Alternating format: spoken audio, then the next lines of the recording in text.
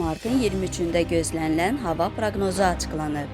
Milli Hidrometeorologiya Xidmətindən Qafqaz İnfoya verilən məlumata görə, sabah Bakıda və Abşeron yarımadasında hava şəraitinin dəyişkən buludlu olacağı, arabir tutulacağı, əsasən yağmursuz keçəcəyi gözlənilir. Lakin gecə və səhər bəzi yerlərdə yağıntılı olacağı ehtimalı var. Arabir güclənən şimal-qərb küləyi əsəcək. Havanın temperaturu gecə 4-7 dərəcə isti, gündüz 8-12 dərəcə isti olacaq.